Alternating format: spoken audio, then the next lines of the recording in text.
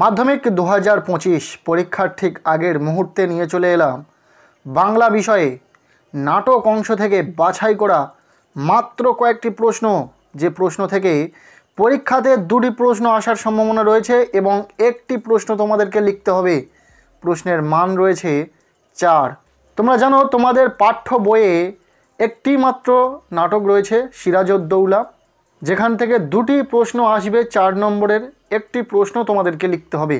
So এই নাটক থেকে দেখে নেব এমন কিছু গুরুত্বপূর্ণ প্রশ্ন যে প্রশ্নগুলো পরীক্ষাতে আসার সম্ভাবনা সবচেয়ে বেশি রয়েছে। তো চলো প্রশ্নগুলো দেখে নেওয়া যাক। প্রথম প্রশ্ন, সিরাজউদ্দৌলার নাট্যাংশ অবলম্বনে নবাব সিরাজের চরিত্র বিশ্লেষণ করো। ভীষণ গুরুত্বপূর্ণ একটি প্রশ্ন, খুব ভালো করে পড়বে। এরপর দ্বিতীয় প্রশ্ন, আমার এই অক্ষমতার জন্য তোমরা আমাকে ক্ষমা করো। কে কেন এই মন্তব্য করেছেন? যাকে উদ্দেশ্য করে এ কথা বলা, তার মধ্যে এই মন্তব্যের কী প্রতিক্রিয়া হয়েছিল? এরপর 3 নম্বর প্রশ্ন, হিন্দু মুসলমানদের মাতৃভূমি গুলবাগ এই বাংলা। কাদের উদ্দেশ্য করে বক্তা কথা বলেছেন? এই বক্তব্যের মধ্য দিয়ে বক্তার কোন চারিত্রিক বৈশিষ্ট্য প্রকাশিত হয়েছে? ভীষণ গুরুত্বপূর্ণ প্রশ্ন, খুব ভালো করে পড়বে। এরপর 4 নম্বর প্রশ্ন, বাংলার এই দুর্দিনে আমাকে ত্যাগ করবেন না। বাংলার কেমন দুর্দিন ঘনিয়ে এসেছিল? সেই আবেদনের মধ্যে বক্তার কোন মনোভাব প্রকাশিত হয়েছে? নেক্সট 5 নম্বর প্রশ্ন, মুন্সিজি এই পত্রের মর্ম সভাসদদের বুঝিয়ে দিন। কে কাকে পত্র লিখেছিলেন? এই পত্রে কি লেখা ছিল? এই 5টি প্রশ্ন নাটক থেকে ভীষণ গুরুত্বপূর্ণ রয়েছে। প্রথমত এই 5টি প্রশ্ন তোমাদেরকে বলবো খুব ভালো করে পড়তে। এরপর চাইলে তোমরা আরও কিছু প্রশ্ন দেখে রাখতে পারো। এরপর 6 নম্বর প্রশ্ন, আজ বিচারের দিন নয়, সৌহার্দ্য স্থাপনের দিন। কে কার উদ্দেশ্যে এ উক্তি করেছেন?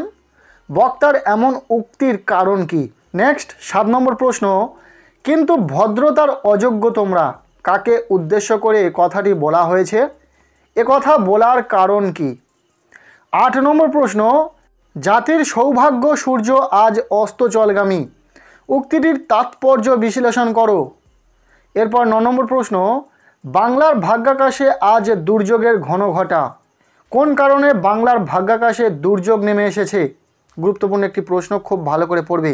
এরপর এখান থেকে শেষ প্রশ্ন 10 নম্বর প্রশ্ন, তোমাকে আমরা তোপের মুখে উড়িয়ে দিতে পারি জানো? কে কার উদ্দেশ্যে কথা বলেছেন? এ কথা বলার কারণ কি?